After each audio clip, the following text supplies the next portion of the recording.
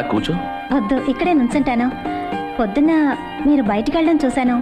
ఇంటికి ఫోన్ చేయడానికి వెళ్ళాను. నేను నా గురించి నీకు చెప్పనే లేదు కదా. విను, ఇల్లెక్కడో ముందే తెలుసు అనుకుంటాను. ఇంట్లో అమ్మ చెల్లాయి ఇద్దరు మాత్రమే. నాన్నగారు చనిపోయి చాలా కాలం అయింది. అలాగా? చెల్లయ్య ఏం చేస్తుంది? బిఎస్సి పాస్ అయింది, కంప్యూటర్ క్లాస్కి వెళుతోంది. తాంబూలాలు కూడా పుచ్చుకున్నాం. వచ్చే నెలలో పెళ్లి. నా గురించి మీకు, అదే ఊరు పేరు, మా ఇంట్లో ఉన్న వాళ్ళందరి గురించి మీకు బాగా తెలుసు అనుకుంటానా?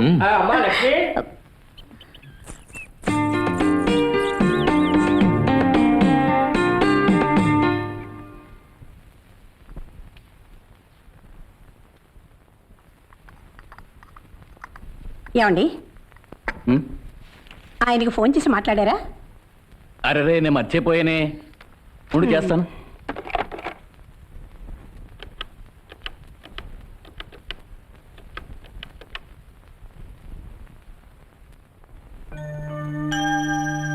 నేను సూర్యప్రకాష్ని.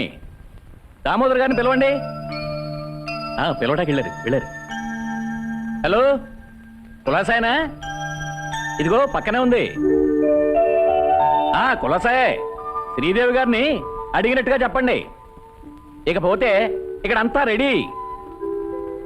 శాస్త్రి గారు చెప్పినట్టు పునఃప్రతిష్ఠ జరిగిన వెంటనే మంచి ముహూర్తానికి పెళ్లి. ఏమంటావ్? సరేనా? ఓకే. మిమ్మల్ని రైల్వే స్టేషన్కి వచ్చి కలుస్తాను. Okay, thank you.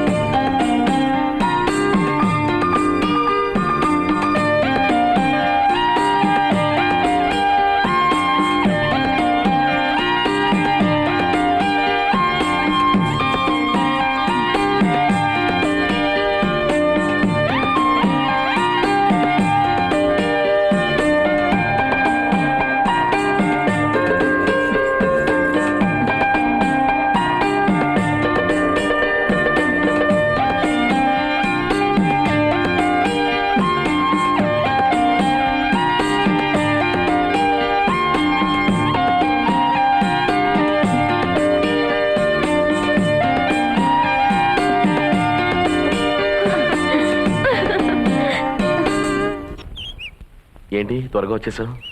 త్వరగా పని అయిపోయింది, వచ్చేసాను. అందరూ మొండి వాళ్లే. మన దగ్గర బట్టలు అప్పు తీసుకునేటప్పుడున్న సంతోషం డబ్బులు ఇచ్చేటప్పుడు మాత్రం కనిపించదు. ఇప్పుడు డబ్బులు ఇచ్చే అలవాటు ఎవరికీ లేదు కదా. ఒక అతను మాత్రం చెక్ ఇచ్చాడు. ఏం లాభం? బౌన్స్ అయింది. అయితే కేసు పెట్టండి.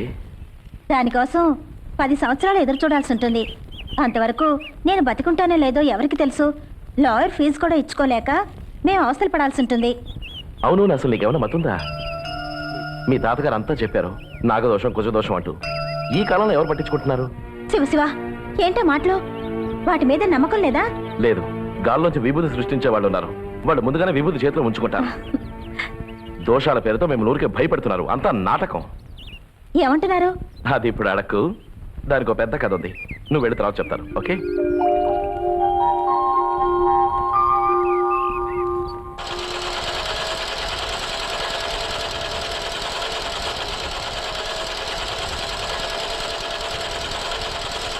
అక్క, ఏమిటి ఈ నాగదోషం కుజదోషం?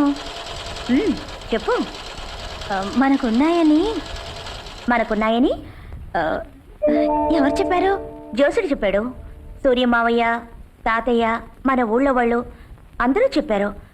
నీకు ఈ అనుమానం ఎందుకొచ్చింది? అవన్నీ ఉత్త కట్టుకథలు. అయ్యో దేవుడా, ఏమిటి నువ్వు మాట్లాడేది? నీకెవరు ఈ తప్పుడు మాటలు చెప్పింది? తప్పుడు మాటలు కాదు, శిల్పి చెప్పాడు. ఓ, మనకంటూ ఎవ్వరూ లేరు. శిల్పి పరిచయం అయ్యాక శూన్యమైన జీవితంలోకి వెలుగొచ్చినట్టు అయింది. లక్ష్మి, అవునక్క, నేను విశ్వం గురించి నీ గురించి శిల్పికి మొత్తం చెప్పేశానక్క. అక్క, తాతయ్య వస్తున్నాడు.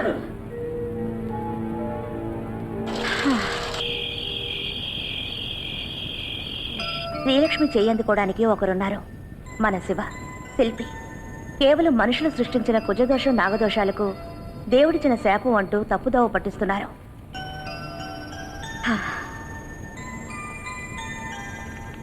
తమ అవసరాల్ని తీర్చుకోవడానికి కొందరు స్వార్థపరులు అవలంబిస్తున్న పద్ధతులివి. ఇది శివ చెప్పిన మాట విశ్వంబావ.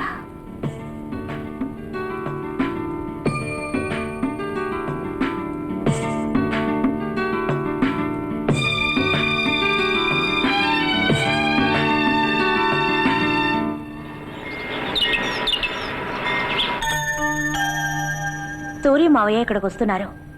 ఇల్లు గడవడానికి మాకెంతో సాయం చేస్తున్నారు. కానీ ఎందుకో తెలీదు, అప్పుడప్పుడు అర్థం లేకుండా కోపడుతుంటారు. డాడీ ఎప్పుడు అంతే, అందరి మీద కోపడుతూ ఉంటారు. మమ్మల్ని కూడా తిడుతూ ఉంటారు. మర్చిపో, మనసులో పెట్టుకోకు. అది కాదు, కోరుకున్న వాణ్ణి కాదన్నారన్న బాధతో నేను మావయ్యతో అలా మాట్లాడాల్సి వచ్చింది. అంతకుమించి నాకేం కోపం ఉంటుంది. తాగు.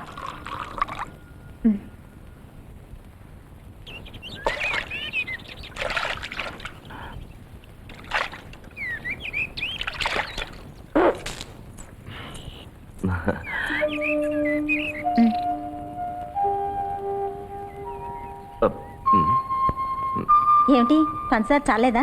సారీ, ఇటు ఇవ్వండి, పంచదార కలిపి తీసుకొస్తాను. అబే, ఏం పర్వాలేదు. ఉదయాన్నే అర్చన మా ఇంటికి వచ్చి వెళ్ళింది. టీవీలో వార్తలు చదివినట్టు లొడలడా ఊళ్ళో ఉన్న విశేషాలని చెప్పేసి వెళ్ళిపోయింది. చాలా కాలమైనట్టుంది. ఆ, అవును. సరే, టీవీలో మనం చూడాల్సిన విషయాలు ఏమైనా ఉన్నాయి? మరి ఉండవేంటి? మావయ్య మమ్మల్ని వాళ్ళ ఇంటికి రావద్దన్నాడు. ఎందుకని? మేము వాళ్ళ ఇంటికి వెళ్తే వాళ్ళ అమ్మాయి చెడిపోతుందట. అదేంటి, దానికి ఇప్పుడే అవసరం వచ్చింది? కారణం ఉంది. మావయ్య కూతురు సింధు ఉందిగా, తను క్రిస్టియన్ కుర్రాడితో తిరుగుతోంది. తిరగని, ఈ కాలంలో ఇదో పెద్ద సమస్య. ఏమైనా ఈ విషయంలో నేను వాళ్ళనే సపోర్ట్ చేస్తున్నా. నేనేం చెప్పినా నీకు వేళాకోళమే. ఇంకెప్పుడు ఏమీ చెప్పను.